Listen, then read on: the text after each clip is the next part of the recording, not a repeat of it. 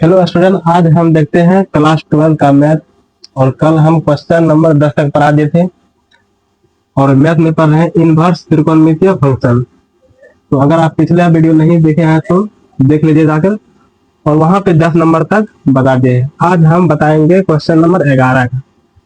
तो यहाँ पे देखिए, क्वेश्चन नंबर 11 में सवाल दे रखा है tan इनवर्स 1 दे रखा है और प्लस कोस इनवर्स, ठीक है, -1/2 प्लस साइन इनवर्स -1/2।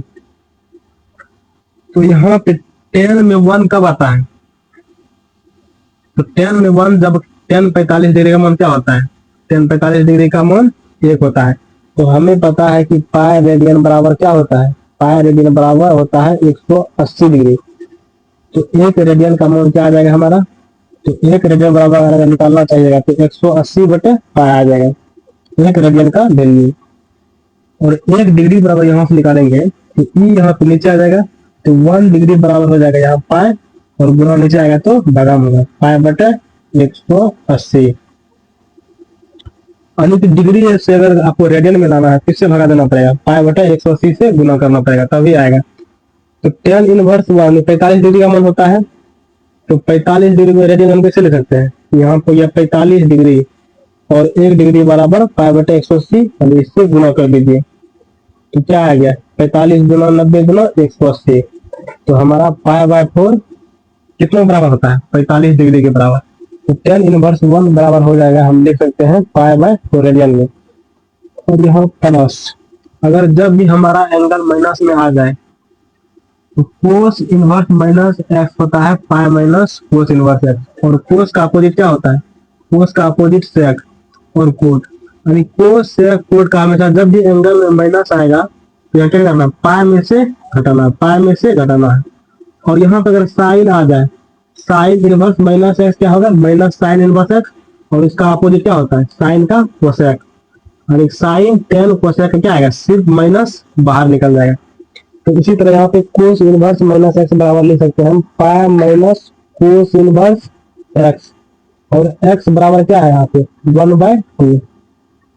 फिर साइन इनवर्स -x या -1/2 या कुछ भी दे, तो साइन इनवर्स -x बराबर क्या होता है? Minus sine inverse x। तो यहाँ पे लिख दीजिए प्लस, और यहाँ आकर क्या आ जाएगा? माइनस माइनस हो गया साइन इनवर्स x क्या है? 1/2। तो यहाँ हो गया पाई/4 प्लस पाई माइनस, अब देखिए कोस में कितना डिग्री का मान 1/2 होता है? तो साइन 30 डिग्री का मान 1/2 होता है। साइन 30 डिग्री और कोस 60 डिग्री दोनों क्या होते हैं? दोनों का वैल्यू बराबर होता है। तो हमारा साइन 30 होता है, कोस में क्या आएगा? 60 डिग्री। तो 60 डिग्री को किस में लाना है? रेडियन में लाना है। तो 1 डिग्री बराबर क्या होता है? पाई/180। यहाँ पे समझिए 60 डिग्री को हम ऐसे भी ले सकते हैं 1 डिग्री। यहाँ पे हो गया 60 डिग्री और 1 डिग्री बराबर क्या ले सकते हैं? पाई/180। कट गया, क्या बचा? पाई/3। तो हम यहाँ क्या ले सकते हैं? पाई माइनस पाई/3। और यहाँ क्या है? माइनस है। साइन में 1/2 कब होता है? साइन 30 डिग्री का मान। तो 30 डिग्री से हम डायरेक्ट यहाँ क्या कर देंगे? गुना कर देंगे पाई/180 से 30, यानी पाई/6 आ जाएगा। अब यहाँ क्या करना है? जोड़ घटा कर लीजिए। 4 3 6 का एलसीएम क्या आएगा? तो यहाँ पे एलसीएम आएगा 12 आपका। 4 3 12, तो हो गया 3 पाई। और यहाँ क्या आ जाएगा? नहीं कुछ है तो 1 है, 1 से भगा 12 पाई हो जाएगा। और यहाँ पे -4 पाई, यहाँ पे -2 पाई। तो क्या आ गया? 12 3 15, और यहाँ पे 6 पाई। 15 में से 6 कितना बचेगा? 9 पाई/12। 3 से घटाइए, क्या आ जाएगा? 3 पाई/4 आंसर इसका आ जाएगा। इससे पहले यहाँ क्या जोड़ दीजिए, 12 3 15, और 15 में से 6 जाएगा 9 बचेगा, नीचे में 12 और 3 से क्या किया? कटा दिए। तो ये आपका हो जाएगा इसका आंसर 3 पाई/4। तो 11 नंबर क्वेश्चन हो गया। हम उसी तरह क्या करेंगे? 12 नंबर का क्वेश्चन बनाएंगे। मिटाते हैं इसको। 12 नंबर में दे रखा है यहाँ पे कोस इनवर्स 1/2, ठीक है, और +2 साइन इनवर्स 1/2। तो यहाँ हो जाएगा कोस में 1/2 कब होता है, साइन 30 और कोस 60, यानी साइन 30 डिग्री का वैल्यू कोस 60 डिग्री के बराबर होता है। यहाँ माइनस नहीं है तो इसमें कुछ भी फॉर्मूला नहीं लगाना है, सिंपल है। तो यहाँ कोस 60 डिग्री के रेंज में क्या आएगा, π/3। यहाँ चेंज कर लेना, 60 डिग्री का देखिए क्या आया है, π/3 आया है, प्लस 2 हो जाएगा इंटू साइन इनवर्स 1/2। यहाँ भी माइनस नहीं है, अगर माइनस नहीं है जैसा है वैसा ही रहेगा।